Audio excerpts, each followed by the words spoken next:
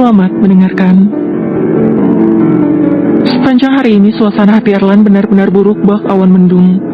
Di kantor ia lebih banyak diam dan melamun. Bahkan saat Andre mengajaknya untuk menikmati makan siang di restoran favorit mereka dulu, Erlan menolak dan memilih menghabiskan waktu di kantor. Alhasil, Andre hanya memesan makan siang untuknya dan Erlan dari kantin kantor. Hingga menjelang sore Erlan sangat irit bicara, sebuah sikap yang benar-benar mirip dengan dirinya di masa lalu. Tak ayal, tingkah Erlan ini menciptakan tanda tanya dalam pikiran Andre. Ada apa dengan sang bos? Sepertinya Maisha lumayan dekat dengan Dr. Mario. Nada suram terdengar dari mulut laki-laki itu.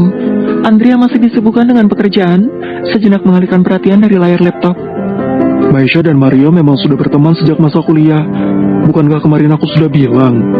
Aku tahu, tapi menurutku mereka terlalu berlebihan. Sambungnya gusar. Menurutnya tidak pantas jika Mario mendekati wanita yang sudah menikah, apalagi berniat memberi hadiah cincin. Memangnya dulu mereka berdua kuliah di mana? Tanyanya kemudian. Di London.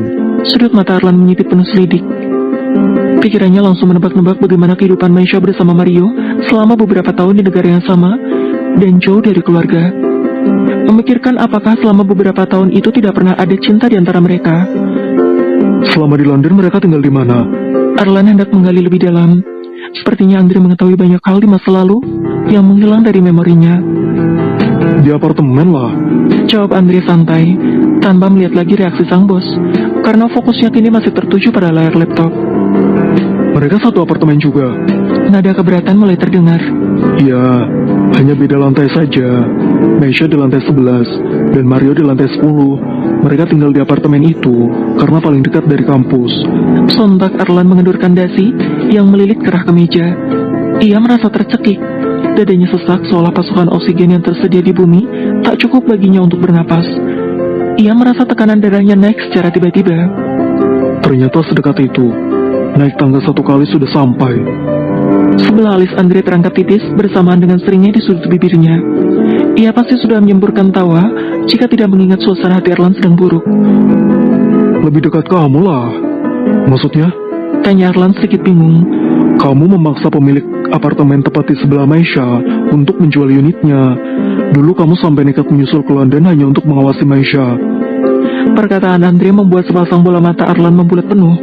Segitunya. Bahkan kamu hampir setiap bulan berangkat ke sana. Kelak tawa Andre memenuhi seisi ruangan. Berbeda dengan Erlan yang sama sekali tak menunjukkan reaksi apapun selain reaksi terkejut. Jangan bercanda. Erlan mencoba untuk tak menelan mentah-mentah. Hatinya dipenuhi pertanyaan, apakah dirinya seposesif itu terhadap Maisha? Ataukah ini bualan Andre semata? Kamu sangat berlebihan dalam menjaga Maisha. Padahal pacar bukan, suami juga bukan. Ucap Andre menegaskan. Terdiam sejenak, Erlan menyeruput secangkir kopi, menyadarkan punggung sambil menikmati pemandangan senja yang tersaji dari lantai atas gedung kantornya. Memangnya ada apa? Hari ini kulihat suasana hatimu sangat buruk. Akhirnya Andre memberanikan diri bertanya penyebab suramnya wajah sang bos. Tadi pagi aku habis antar berkas Maisha yang tertinggal di rumah. Aku memergokinya dengan Mario sedang mengobrol berdua. Jawab Erlan tak seluruhnya. Bagian Mario hendak memberikan sebuah cincin berlian kepada Maisha tidak ia ceritakan. Terlalu menyebalkan pikirnya. Kamu cemburu? Tatapan tajam seketika diujamkan Erlan kepada laki-laki yang duduk tak jauh darinya. Diam. Andre hanya mengatupkan bibir. Sepertinya ia akan sering-sering memancing kecemburuan Erlan demi merangsang ingatannya. Waktu menunjukkan pukul 10 malam ketika Erlan dan Andre menyelesaikan pekerjaan yang sempat tertunda. Meskipun masih belajar, tetapi Erlan sedikit demi sedikit mengerti tentang dunia bisnis.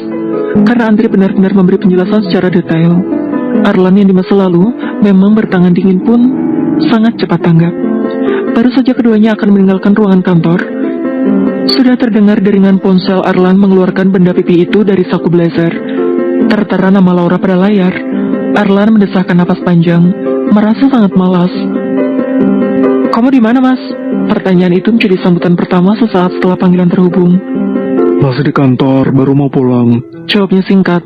Oh iya, Mas, aku cuma mau kasih tahu. Sepertinya dugaan aku benar deh. Kemarin aku memergoki Mbak Maisha diam-diam teleponan sama Dokter Rio. Dan malam ini dia pulang dengan diantar dokter itu juga. Aku yakin mereka memang punya hubungan khusus. Kalimat panjang itu menciptakan kerutan tipis di dahi Arlan. Bukannya Maisha selalu dijemput Pak Udin ya? Tidak mas, tadi sore Pak Udin memang mau jemput, tapi Mbak Maisha bilang ada urusan penting. Ternyata urusan pentingnya sama Dokter Mario. Dari mana coba mereka sampai jam segini? Arlan melirik arah jarum jam di pergelangan tangannya. Waktu sudah menunjukkan pukul 10 malam. Tanpa dapat dikendalikan pikirannya melayang, menebak dari mana Maisha dan Mario sampai berpulang di jam seperti ini. Bisa saja kan mereka habis dari hotel? Apalagi selama ini Mbak Maisha hidup sendiri tanpa kamu. Sebelah tangan Arlan mengepal. Tanpa permisi ia memutus panggilan. Namun beberapa menit kemudian, pesan beruntun datang dari Laura. Arlan semakin berang tatkala membuka pesan dan mendapati video singkat Maisha turun dari kursi belakang mobil Mario. Berikut beberapa foto lainnya. Dari mana mereka sampai baru pulang di jam segini? Kesunyian menyambut Arlan saat memasuki rumah. Di sana hanya terlihat Biwin yang tampak sedang mematikan beberapa lampu utama. Sepertinya para penghuni yang lain sudah berada di kamar masing-masing. Istri saya di mana, Bi? Sontak saja Biwin terlonjak mendengar suara yang tiba-tiba terdengar memecah kesunyian. Dan Arlan sudah pulang. Non Laura ada di kamarnya dari tadi dan mungkin sudah tidur. Maksud saya Maisha. Wiwin dapat merasakan ada Arlan yang sangat dingin, tidak seramah biasanya. Tetapi ia pun tidak berani bertanya. Non Maisha juga di kamarnya, Den. Ya sudah, saya mau ke atas dulu. Wiwin hanya mengangguk sopan, menatap punggung sang majikan yang perlahan menjejaki tangga. Begitu sampai di lantai atas, Arlan menengok ke kamar Maisha. Kemudian perlahan mendekat berdiri tepat di ambang pintu. Bayangan-bayangan kebersamaan Maisha dengan Rio kembali bermunculan dalam ingatan. Rasa tak nyaman yang membuatnya sesak itu mendorongnya untuk menerobos masuk tanpa mengetuk terlebih dahulu. Maisha sedang duduk bersandar di tempat tidur dengan ponsel di tangan. Seketika Arlan terpaku di tempat. Maisha yang biasanya terbalut pakaian tertutup dan hijab, kini hanya menggunakan pakaian tidur berbahan satin, memamerkan bentuk tubuh sempurnanya yang terbalut kulit putih bersih. Rambutnya panjang, hitam, dan berkilau. Kulit wajahnya bersih dan bercahaya, membuatnya tampak jauh lebih muda dibanding biasanya. Maisha yang terkejut kedatangan suaminya secara tiba-tiba langsung bangkit dan meletakkan ponsel ke atas meja. "Mas?" panggilnya heran, sebab tidak biasanya Arlan masuk ke kamar tanpa mengetuk pintu. Teleponan sama siapa? Maisha tak segera menjawab, setelah menyadari nada suaminya yang terkesan dingin seperti menahan amarah.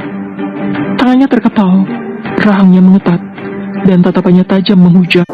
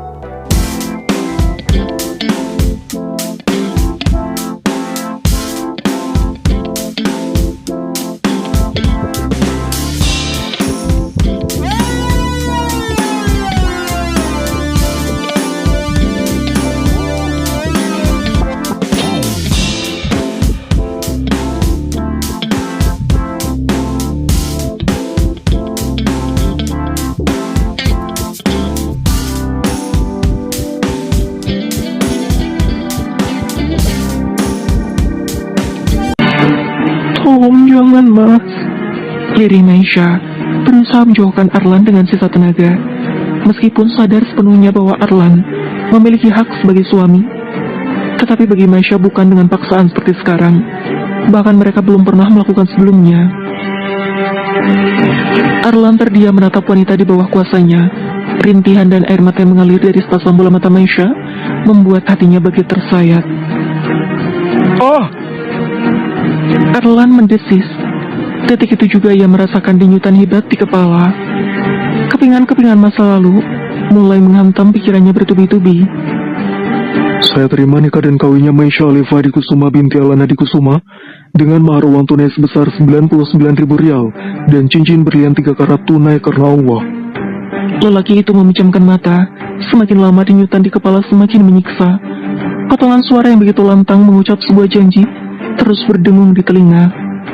Pada hari ini setelah akad nikah, saya Arlan Alfiano berjanji dengan sesungguh hati bahwa saya akan mempergauli istri saya yang bernama Maisha Alifa Adikusuma dengan sebaik-baiknya sesuai ajaran Islam. Bersambung,